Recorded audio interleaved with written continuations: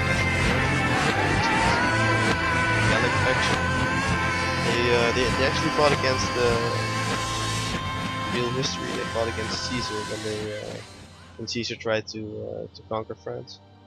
The Nervii are pretty similar to the Averni, and my opponent in this battle places the Averni. So sometimes it's difficult to tell which unit is belonging to which faction, even though the color schemes are way different. The units look a lot like each other. Like, well, I'll just show you.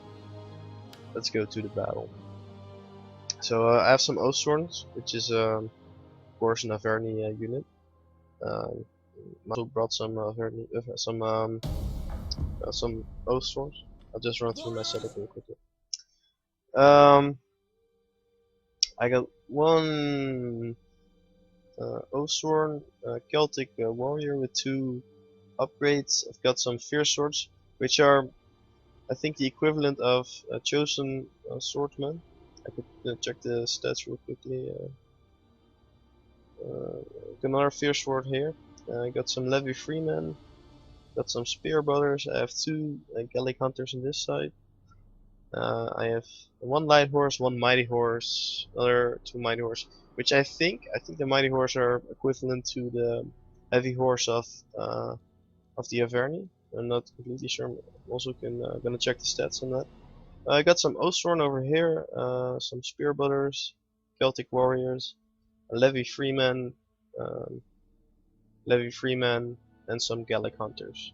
So what I did is I split my my army into two groups, so I could come from 2 sides. I wanted to block the main passageway through the little village with this group, and then I just wanted to originally just flank around with this group, but that was not really how it went, because my opponent had kind of a similar idea, I think.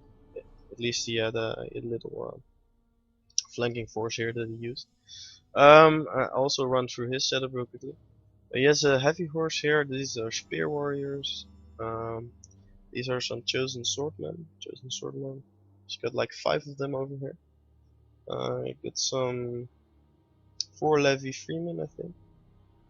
Yeah, they're all Levy Freemen. Then we have some naked warriors, which would have been great to flank with. I think if he would have put these guys with this group and throw them around, then he might have actually won this battle. But well, we'll see how it goes. Here's some Oathsworn and some other some more heavy horse units. He has like 4 of them over here, so in total that makes 5. One over there.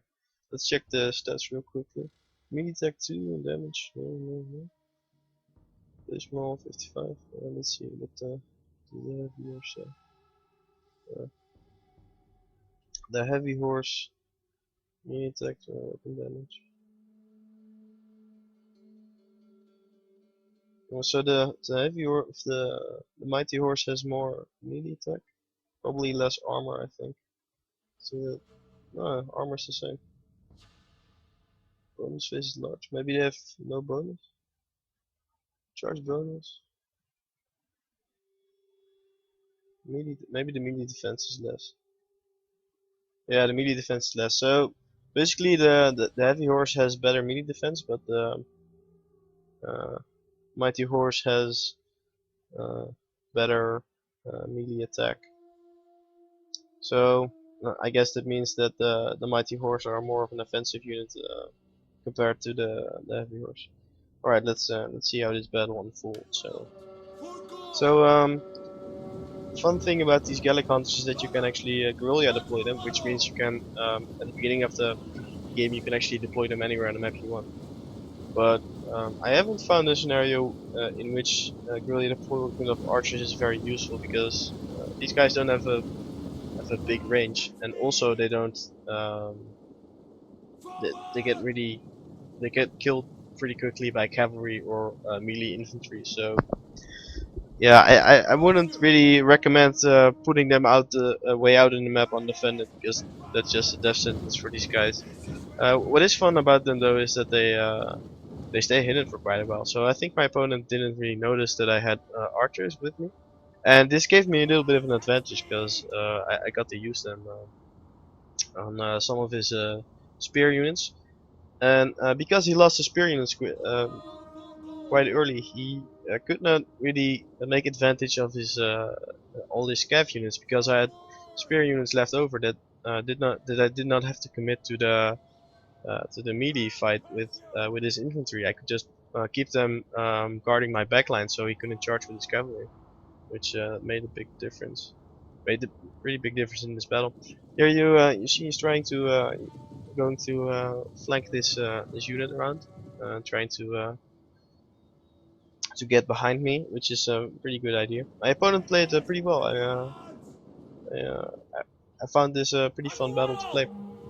Um, so yeah, what I wanted to do is just plug this gap. And thing is, he does have more melee units than I have, but since we have this little funnel thing going on here, he cannot really take advantage of the fact that he has more melee units. And what is also good, what was also a good thing my opponent did was to pull out part of his main body and block off this side, because otherwise it was just coming from behind and I would have sandwiched him. And so yeah, I guess it's good. But now my opponent is going to make a bit of a tactical error. He's going to let me pick off these Levy Freemen, which are not, of course, the most expensive unit. I mean, if you can, you want to target a more important unit. But because they're barbarian spearmen, they have pretty low armor. They don't take missile fire very well. So I just get to kill them, and that means, like I told you, that means that frees up my spear units to fend off his cav units, which he has more of than I do. He has 5 mighty horse, and I have only 3. Oh, sorry, I have 3 mighty horse, and he has like 5 heavy horse. I do have another light cav, but I don't want to get them into a fight with the heavy horse, because they would lose that pretty much. You can see we're just getting completely riddled with arrows and javelins and what have you. It's just yeah, this is great. And these guys route pretty quickly. So this opens up room for me to advance my my sword units here. These Celtic warriors are not very good. Neither are these fierce swords are okay. They're okay, but I'm a little bit in a disadvantage here, because he has these chosen swordmen, which are a lot better quality than my Celtic warriors. But I have my general here, and he has 2 general abilities: forced concentration and fighting spirit. And I just did the general ability on it, and it makes their immunity attack better. So it gives them a better chance against these chosen swordsmen. So yeah, go ahead, charge them in. Over here, I'm just still in the skirmish phase of the battle. Just I think I already routed one. Yeah, I routed this unit of Levy Freemen, and going to route this one pretty soon. Meanwhile, my archers are just picking away at this stationary chosen swordman unit, and as you can see, this melee fight is getting supported by my other 2 units. They're just throwing javelins into the fight, and which is very good. And to my surprise, these Celtic warriors actually beat these chosen swordsmen. Not extremely decisively, and probably mostly because my general and this other unit were throwing javelins into the ranks of this chosen swordman. But still, I was pleasantly surprised to find that they actually beat the chosen swordman. So yeah, I go ahead and charge into this remaining chosen swordman. Here he does catch these 2 units here, these fierce swords and spear brothers, which I did not want to commit, because he has the scav unit, and I do not want the scav unit to get in my my backlines, because I do have like a missile advantage, but I lose it fairly quickly if he gets some cav into my archers. So here I form up for the charge of his Oathsworn, some chosen swordsmen, and the naked warriors. Um, I was okay with not going to particularly win this battle. I just wanted to keep his heavy horse busy and these sword units he had over here, so I could come around later with the remaining units I have here, like these Oathsworn and my Gen unit. So yeah, these light horses are actually pretty good against these naked warriors. So I just went ahead and charged them in. It wasn't a clean charge though, so yeah, but they're still losing decisively, so that was good. He did finally drag the Gav unit through my spear units over there, and I got them into my archers, so that was pretty bad.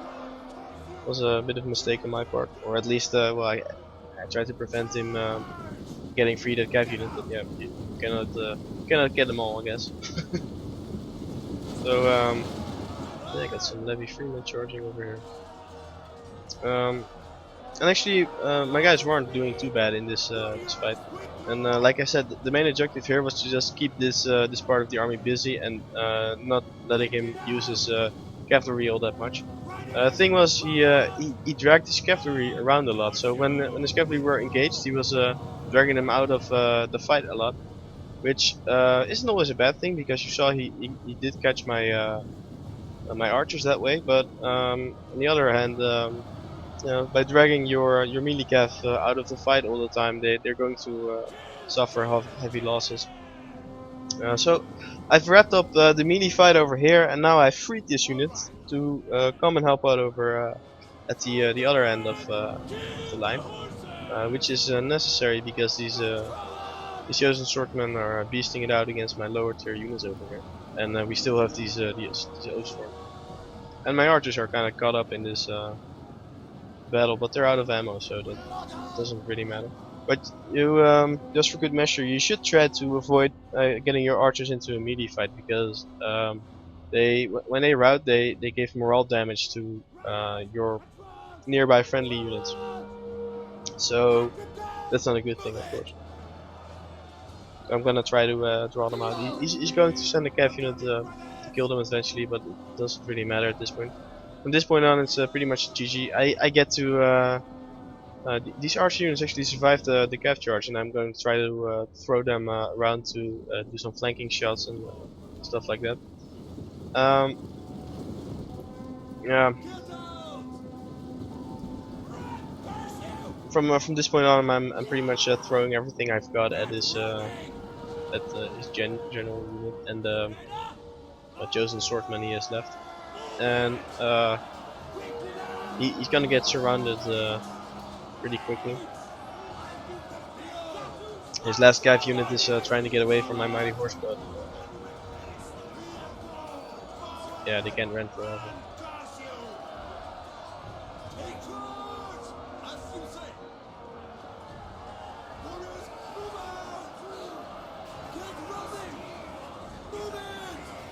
So this is what I was talking about. All these units look kind of the same, so it's kind of difficult to see what the hell's going on here. I wonder though if the Nervii ever did battles with the Averni. They probably would have. I mean, the whole Roman divide and conquer tactic was hinged on the fact that barbarian factions would also fight each other. So maybe I'm gonna look it up on Wikipedia or something. Maybe it says something about that. I know that they did actually fight alongside the Gauls. I mean the Averni.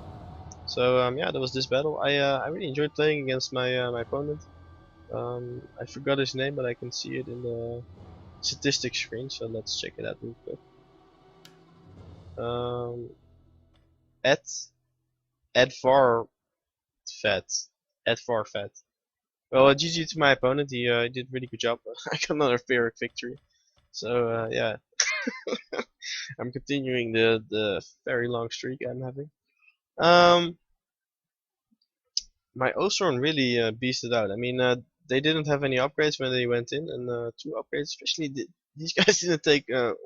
These guys almost took no losses, so that's pretty good. These guys got kind of screwed over, but they did good as well. Also, these Fear Swords did pretty amazing, man. I mean, 270 kills for a medium tier unit. That's very good. Probably I think this unit fought the spear the Levy Spearman, so that's why they got so many kills. This unit did okay. This unit did also okay. They didn't get a lot of kills, but the Celtic Warriors did stand up against those chosen swordsmen the enemy had. So yeah, did pretty good. My Cav didn't do all that well, but I think my Gallic Hunters made up for that. His Cav did fairly well. These guys at least. These guys not so much. So yeah, I think this was kind of quality versus quantity battle. I mean, he had more melee units and also more cav, but I had better melee units, so I think that played a big part in this battle.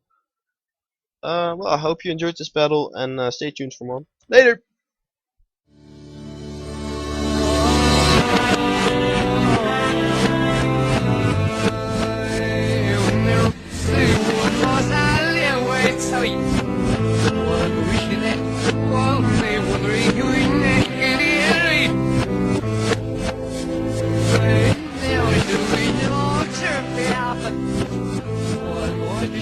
What